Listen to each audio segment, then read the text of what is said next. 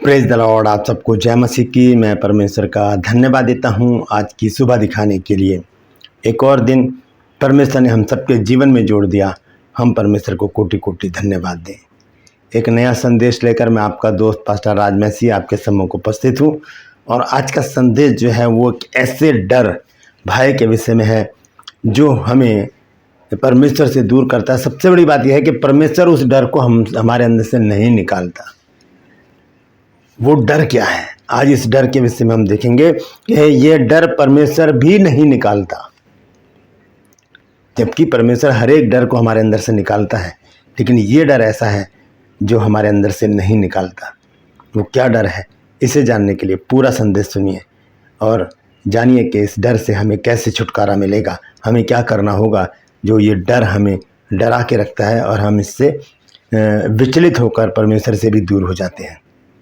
पूरा संदेश सुनिए और इसे शेयर भी कीजिएगा, क्योंकि बहुत से लोग इन डरों से, बहुत सारे डर हैं जिनसे ग्रसित हैं, इनमें लिप्त हैं और इससे परेशान हैं। ज़रूर सुनिए और पूरा संदेश सुनिए और इसे शेयर भी कीजिएगा। Praise the Lord. और जो मेरा दूसरा चैनल है ट्रू पल्स, उसमें आज का सवाल है कि किसने अपने आप को एक राजा से बचने के लिए पागल बना लिया था। कौन पागल बन गया था एक राजा से बचने के लिए? अगर जानते हैं तो कमेंट्स में लिख दीजिए, नहीं तो डिस्क्रिप्शन में आपको इसका जवाब मिल जाएगा। मेरे साथ मेरी मुहिम में शामिल हो जाइए। जिद है सच को फैलाने की। ये बहन रेखा का नंबर है, आप इनसे प्रार्थना करवाइए। नंबर नोट कर लीजिए, इसे अपने फ़ोन में सेव कर लीजिए नाम के साथ और प्रार्थना करवाइए, क्योंकि यहाँ पर बहुत बड़े बड़े आश्चर्यकर्म परमेश्वर कर रहा है। ये हमारा प्रेयर सेंटर है पंजाब में और इसे और भी हम भव्य बनाना चाहते हैं, तो इसमें हम सब मिलकर काम करेंगे। हमें आपकी प्रार्थनाओं की ज़रूरत है। Praise the Lord. और आपसे मैं गुजारिश करता हूं कि यदि आप दिल्ली में रहते हैं और आप किसी चर्च की खोज में हैं, बाइबल आधारित चर्च की खोज में हैं, तो मुझसे संपर्क कीजिए, क्योंकि मैं भी दिल्ली में ही रहता हूं। मैं आपसे वायदा करता हूं कि मैं ज़रूर आपको ऐसे ही चर्च में पहुँचाने का प्रयास करूँगा। Praise the Lord. छोटी सी प्रार्थना करके आज के वचन को शुरू करेंगे। प्रभु जी, मैं धन्यवाद देता हूँ आज की सुबह दिखाने के लिए प्रभु, और विनती करता हूँ प्रभु आज के इस वचन को शेयर करने में मेरी मदद सहायता कर। मेरे होठों को, मेरे दिल दिमाग को छूकर ब्लेस कर। मेरी आत्मा और मेरा शरीर तेरे ही कब्जे में रहे, ताकि बोलने वाला मनुष्य नहीं बल्कि तेरा आत्मा हो। जितने भी लोग इस वचन को देख रहे हैं, सुन रहे हैं, उन सब पर मैं तेरी आशीष बोलता हूँ। हर एक को आशीषित कर, हर एक की रोग बीमारी को, चिंता को, परेशानी को अपने सामर्थ्य नाम के द्वारा दूर कर दे। हर एक घर से लड़ाई झगड़े, तफरके, मन मुटाव प्रभु जी, बांझपन, नशा, कर्जा, बेरोजगारी, बीमारियां अपने सामर्थ्य नाम के द्वारा दूर कर प्रभु जी। डिप्रेशन दूर कर प्रभु जी, चिंताएं दूर कर, कमी घटियां दूर कर, गरीबी दूर कर प्रभु जी। और अपने बच्चों को खुशहाल रख। अपने बच्चों के घर में प्रभु जी धन दौलत दे मेरे परमेश्वर, आशीष दे मेरे प्रभु, ताकि वो एक अच्छा और प्रतिष्ठित जीवन जी सके प्रभु जी। हर एक की कमी घटियों को दूर कर, भला चंगा रख प्रभु, और हर एक की भलाई कर। धन्यवाद देता हूँ प्रभु, तूने मेरी प्रार्थना को सुन लिया। प्रभु यीशु के नाम से मांगते हैं, आमीन। Praise the Lord. तो आइए आज के संदेश को शुरू करेंगे। संदेश है कि ये वो डर जिससे परमेश्वर भी हमें नहीं बचा सकता, ना बचाना चाहता है। वो कौन सा डर है? वो डर है, आपको बताता हूँ कि ये है अविश्वास का डर। ये कब हमारे अंदर आता है? अविश्वास एक डर का प्रतीक है हमारे अंदर। अगर हम डरे हुए हैं तो इसका मतलब हम अविश्वासी हैं। विश्वासी बनकर जब हम अपने जीवन को जिएंगे, तब हमारे अंदर कोई भी डर नहीं आएगा। बाइबल में 365 बार एक शब्द आया है, मत डर।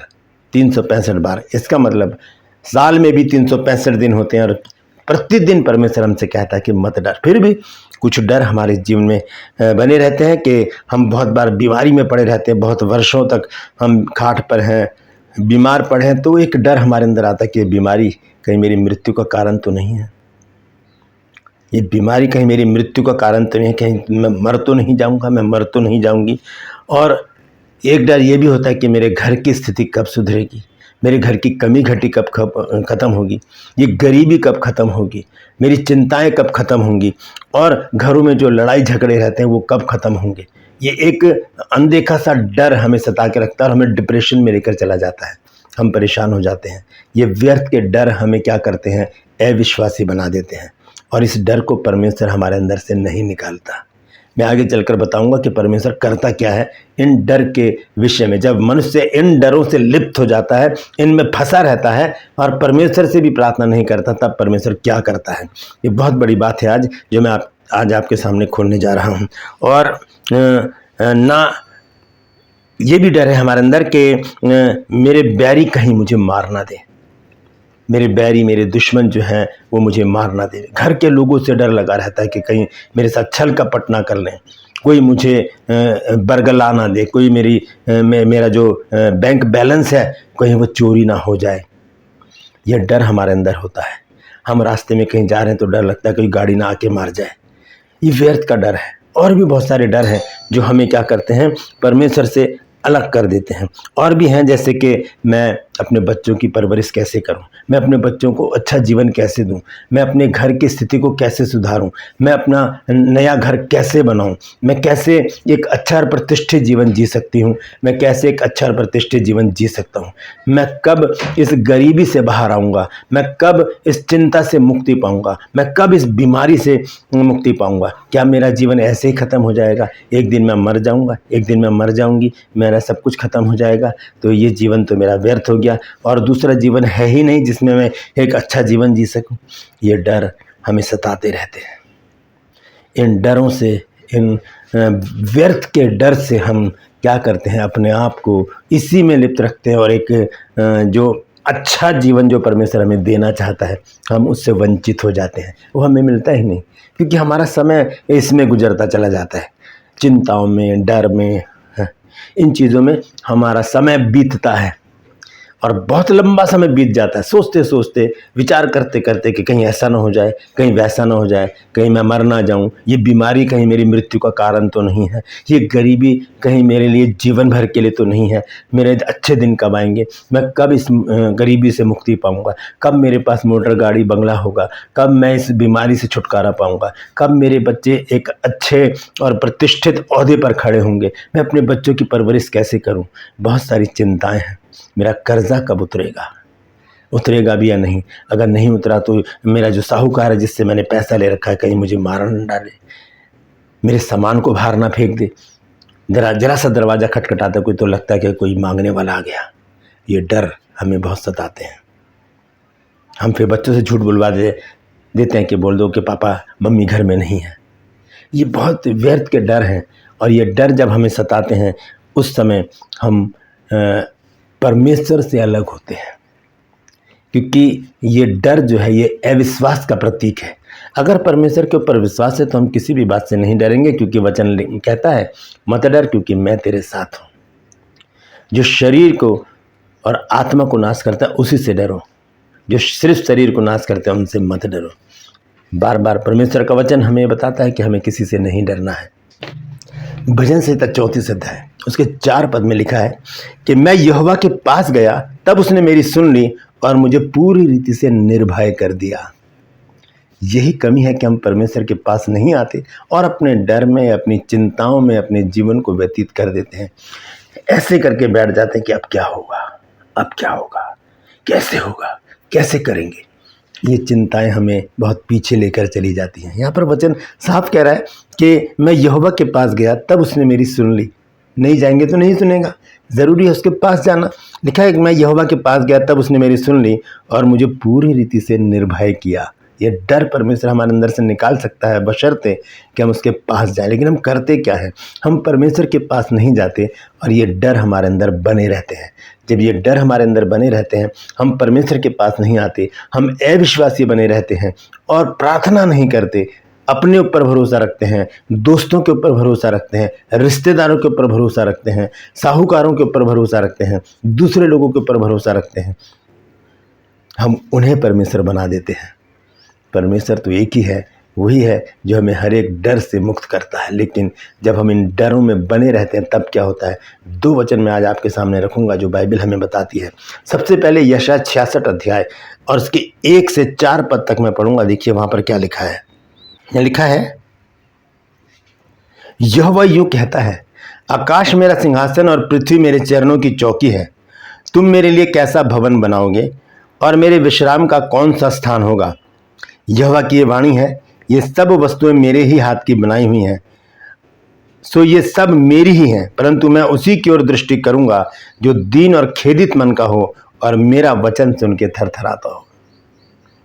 अगर हम परमेश्वर की ओर दृष्टि करेंगे, इसके वचन से डरेंगे, दूसरी बातों से नहीं, तब परमेश्वर हमारी ओर दृष्टि करेगा। लेकिन जब हम ऐसा नहीं करते तो क्या होता है? 4 पद में विशेष बात है जो मैं आज आपको बताना चाहता हूं। इसलिए मैं भी उनके लिए दुख की बातें निकालूंगा और जिन बातों से वो डरते हैं उन्हीं को मैं उन पर लाऊंगा, ताकि क्योंकि जब मैंने उन्हें बुलाया तब कोई ना बोला और जब मैंने उनसे बातें की तब उन्होंने मेरी ना सुनी। परंतु जो मेरी दृष्टि में बुरा था वही वे करते रहे और जिससे मैं अप्रसन्न होता था उसी को उन्होंने अपनाया। तुम जो यहोवा का वचन सुनकर थरथराते हो, यहोवा का वचन सुनो। लिखा है जिन बातों से वो डरते हैं वही मैं उनका लेकर आ जाऊंगा। लो, इनसे डरो, मेरा डर तुम्हारे अंदर है नहीं।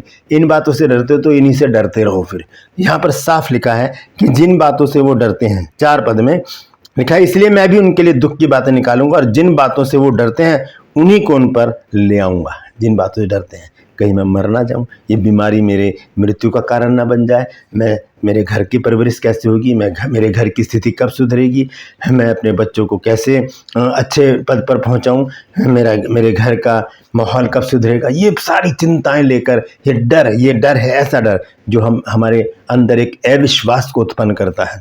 ये अविश्वास का प्रतीक है। अगर हमारा विश्वास परमेश्वर पर है तो हम अच्छी तरह से जानते हैं कि सब कुछ करने वाला परमेश्वर है। परमेश्वर ही है जो हमारे जीवन से सारे डर को निकाल सकता है, लेकिन हम उसके पास ही नहीं जाते। अभी हमने पढ़ा भजन संहिता 34 के 4 पद में कि मैंने यहोवा के पास गया तब उसने मेरी सुन ली और मुझे पूरी रीति से निर्भय किया। तो हम कब निर्भय होते हैं? जब हम परमेश्वर के पास जाते हैं। लेकिन जब हम खुद ही अपनी चिंताओं में लिप्त रहते हैं और उन्हीं में हर समय अपने समय को गुजारते हैं कि ये कैसे होगा, वो कैसे होगा, कहीं मैं मर ना जाऊं, ये ना हो जाए, वो ना हो जाए, तो ऐसी बातों से परमेश्वर प्रसन्न नहीं होता। वो जान जाता है कि इनका भरोसा मुझ पर नहीं है, तो फिर वो उनको छोड़ देता है। दूसरा पद है अय्यूब की पुस्तक में 3 अध्याय और इसके 25 और 26 पद में। अय्यूब क्या कहता है देखिए, 25 और 26 पद में लिखा है क्योंकि जिस डरावनी बात से मैं डरता हूं वही मुझ पर आ पड़ती है और जिस बात से मैं भय खाता हूं वही मुझ पर आ जाती है। मुझे ना तो चैन, ना शांति, ना विश्राम मिलता है, परंतु दुख ही आता है। जिन बातों से हम डरते हैं परमेश्वर वो हम पर लेकर आएगा। लो, इनसे डरो, तुम मुझसे तो डरते नहीं हो, इन बातों से डर रहे हो तो इनसे डरते रहो। फिर यही तुम्हारा जीवन है, यही तुम्हारी शुरुआत है, यही तुम्हारा अंत है, यही तुम्हारा सब कुछ है। इसलिए इन बातों से डरते रहो, मैंने तुम्हें दे दी है, अब इन्हीं में अपने जीवन को व्यतीत करो। क्यों? क्योंकि तुम ना तो मेरा वचन सुन के थरथराते हो, ना मेरा भय तुम्हारे अंदर है, मेरे पास नहीं आते, मुझसे दूर रहते हो, मुझसे प्रार्थना नहीं करते, तो कैसे ये डर तुम्हारे अंदर से निकलेगा? दोस्तों, ज़रूरी है कि हम इन डरों को परमेश्वर के सम्मुख लेकर आए। प्रभु, मैं बहुत दिनों से बीमार हूँ और मैं चाहता हूँ कि इस बीमारी से तू मुझे चंगा करे। मैं नहीं चाहता कि बीमारी मेरी मृत्यु का कारण बने। प्रभु, मेरे जीवन से सारी समस्याओं को दूर कर, मेरे घर की स्थिति को सुधार दे, मेरे बच्चों के अच्छे भविष्य के लिए प्रभु मैं प्रार्थना करता हूँ, उनको तू उठाकर खड़ा कर और उन्हें अच्छे ओहदे पर पहुँचा।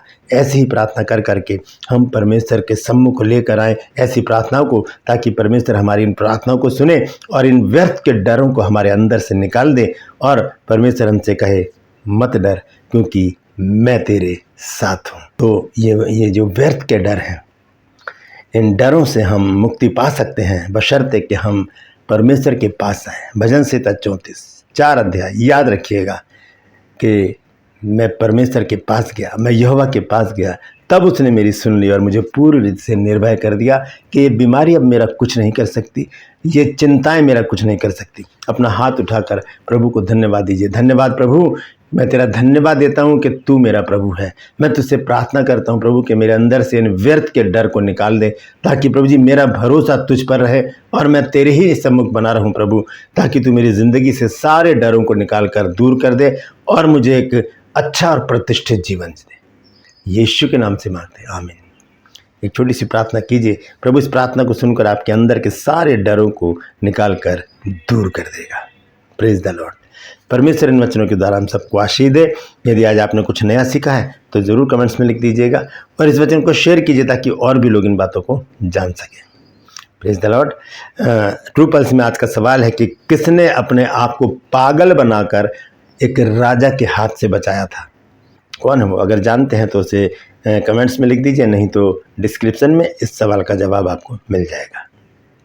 ये बहन रेखा का नंबर है, इसे नोट कर लीजिए और यहाँ पर फ़ोन करके अपने लिए प्रार्थना करवाइए। सारी समस्याएं, बीमारियां परमेश्वर दूर करेगा। Praise the Lord. आज के लिए बस इतना ही। फिर मिलूंगा एक नए संदेश के साथ, एक नया वीडियो लेकर। तब तक के लिए मुझे इजाज़त दीजिए, लेकिन अपना और अपनों का ख्याल रखिए और किसी भी डर से मत डरिए, सिर्फ परमेश्वर का डर अपने अंदर रखिए। Praise the Lord.